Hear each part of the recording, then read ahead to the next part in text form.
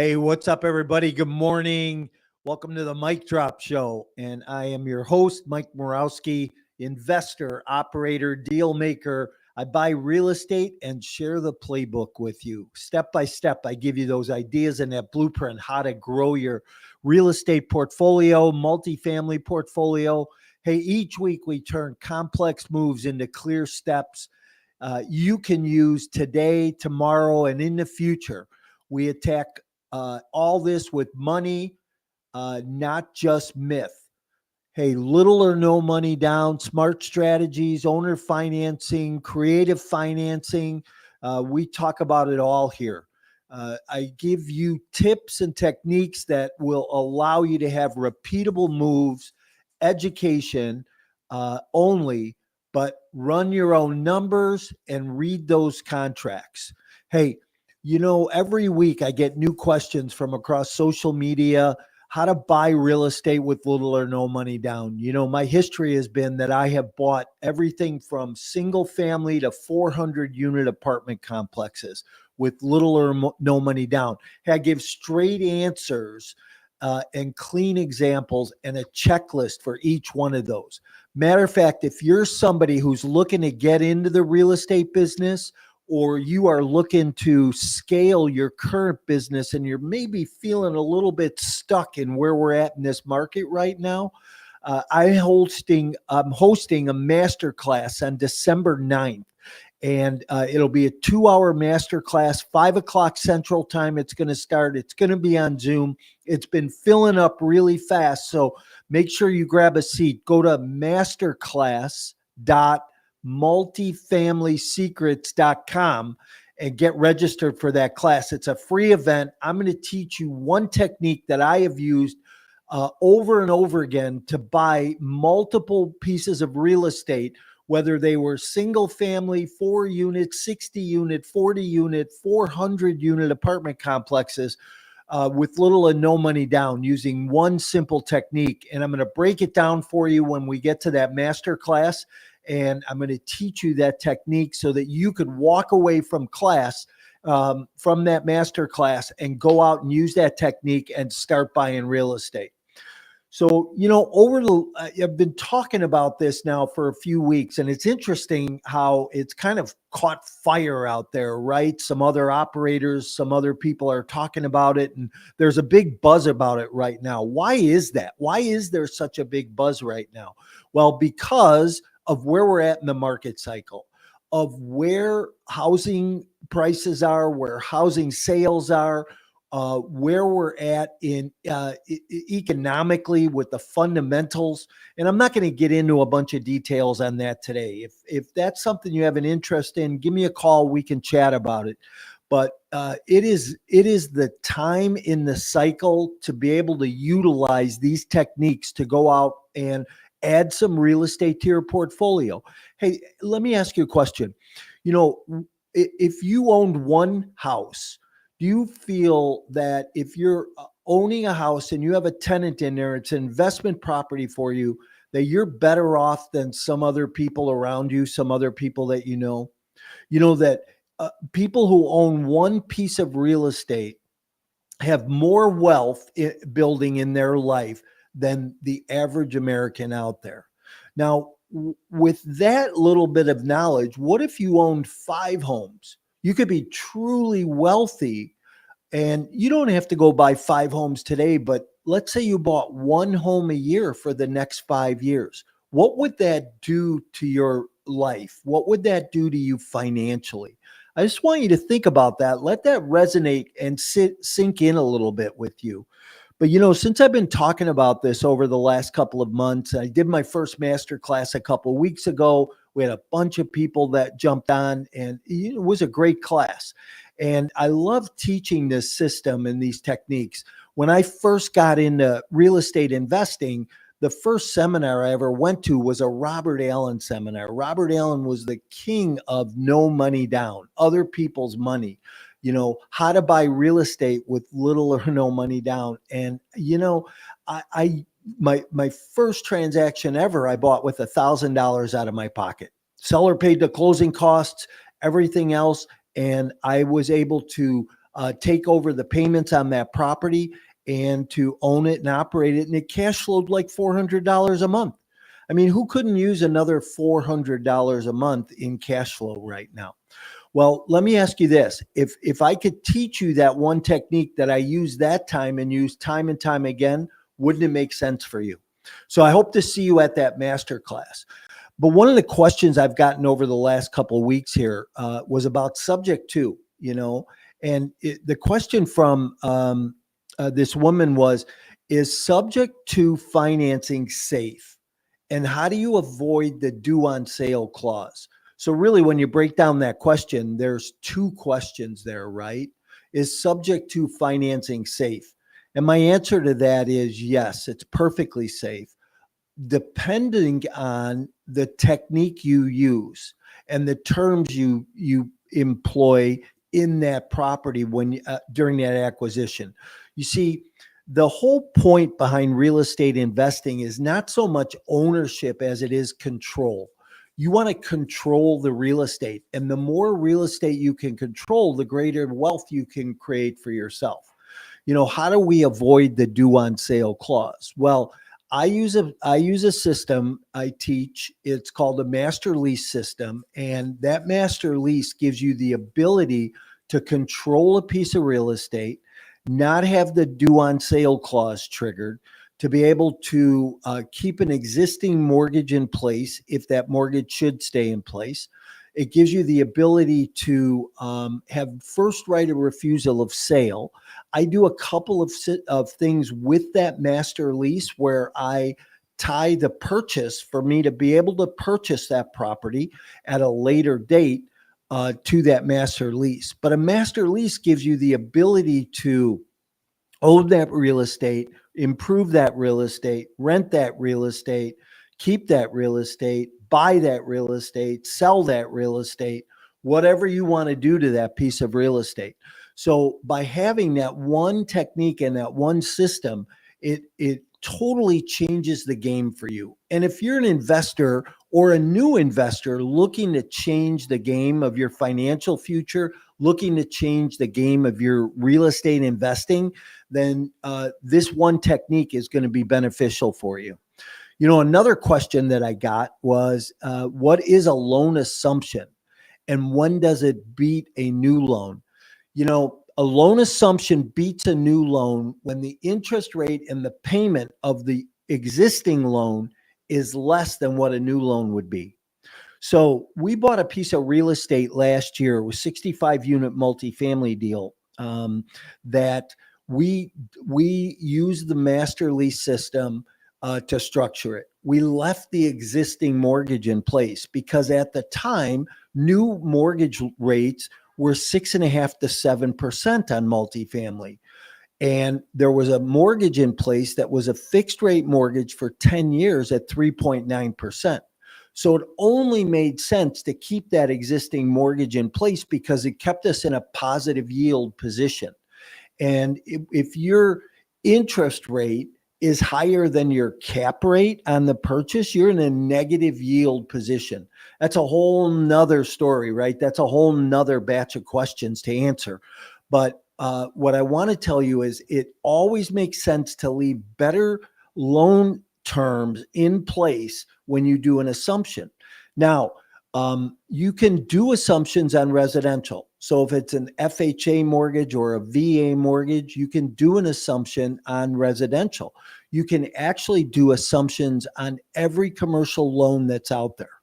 Now, you always want to make sure that the loan that's in place are loan terms that are conducive to the market, to the environment, that are going to be better than new loan terms. So make sure that you do your due diligence on that. When you look at loan terms, there's a number of things to look at, not just the interest rate. So if you have more questions on looking at loan terms, ask me about those because there's this thing in a loan called covenants. And if you don't stay within those covenants, you start to trigger a lot of different things that can happen. So you have to be careful of that as well. But a loan assumption is totally legal and it definitely can beat a new loan anytime. Now, the other time that a loan assumption would make sense is if that loan keeps you in a position that you're going to cash flow on the property. This is a cash flow game. And if you're not cash flowing, you can't bank on the equity in the future. Although we know real estate goes up in value, right? I remember when I first got in real estate, that 4-unit building I bought, I think I paid, $112,000 for a 4-unit. Today, they're at least $112,000 per unit, right? If not more. So depending on the market you're in. So, it always makes sense to pay attention to that. So I hope that helps answer the question. Had another question from a listener last week, Jonathan, who said, how do lease options work for buyers with little cash? Well, it's all about the terms. Lease options are just another way, and a lease option is really incorporated into the master lease, and that's that system I teach. That's that technique. But a lease option is incorporated into that master lease. And how do they work for a buyer with little cash? Well, it's all based on the terms. Are you giving the seller full price? Or are you trying to negotiate on price? What are you doing about repairs on the property? What are you doing about the current loan that's in place? Is there a second? Is the seller holding a second? Who's carrying closing costs? All of these things are covered during the negotiations of that property and the terms that you structure, that initial offer. And I always say, create a win-win situation, right? Don't feel like you got advantage over the seller or that the seller got advantage over you. Create a win-win strategy, a win-win situation so that everybody benefits from it. The other thing is, with little cash in your pocket, even bad credit, no experience, if you know somebody that you can partner with that has a little bit of money, or you can raise a little bit of cash to buy a property. A lot of times, in many cases, it doesn't take a lot of cash to be able to do this. So, I teach this strategy. I teach these techniques in my master class, the little and no money down financing strategies. So if you're interested in learning more and, adding another tool to your toolbox to help you buy some more real estate going into 2026, then you want to definitely take advantage of this. But December 9th, I can't believe it's going to be December already, right? December 9th, masterclass at 5 p.m. Central Time. It'll be on Zoom. And we've had a lot of people register this last week. So, seating is limited. So get there. But go to masterclass.multifamilysecrets.com. And we'll see you at that class. Another question that came in from Sarah this week. Sarah was asking, how do you negotiate seller credits for closing costs, repairs, and a rate buy down without scaring the seller? Great question, Sarah. And one thing that I want to say about that is just ask. I remember years ago, one of the first sales seminars I ever went to a Tom Hopkins seminar, and Tom Hopkins was one of those old, public speakers, motivational speakers, talked about selling, talked about sales. And, he used to say this. He'd say, okay, I'm going to give you the big secret. I'm going to give you the big secret about how to ask for the sale. Here's what you're going to do. And he'd build you up. And then he'd go, just ask. And then he'd say, and he'd scream at the top of his lungs, shut up, because a lot of times what we do, because this is a sales thing, right? You're selling the seller on your techniques, your ability to buy that real estate, own that real estate, operate that real estate, and that the seller is not going to be in jeopardy with that sale anymore. But Tom Hopkins would say, just ask, right? And that's all it is. Just ask the seller, hey, listen, I'd like you to pay the taxes. I'd like you to pay the closing costs and all the rightful fees. I'll pay my attorney's fees, and I'll bring money for repairs and maintenance. So always ask for those things. If you're doing a new loan, you can do this rate buy down and ask the seller to pay points. So it's always just about asking the question, see where the seller's mindset is, and see if the seller's willing to participate with you. So a lot of ways to do that. And it's all about negotiations. It's all about the way you frame it, the way you ask the seller, and the way that you're willing to be flexible in the situation. So, Sarah, that was a great question. And then the last question this week was, where do you find down payment assistance beyond FHA, including city grants and employer aid?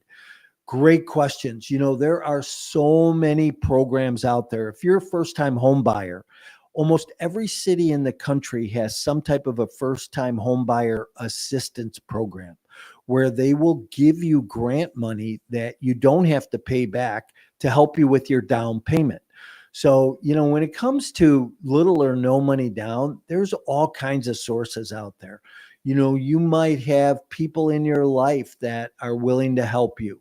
There's government programs out there that are willing to help you. FHA, VA. VA is a no money down program. If you're a veteran and you have those VA benefits, you can buy a home, even an investment property today, with little or no money down.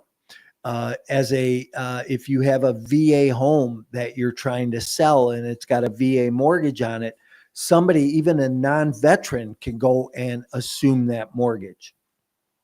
The other thing that I want to talk about is I work very closely with a lender who has a creative financing program. And it's the first lender that I've ever heard of doing a program like this.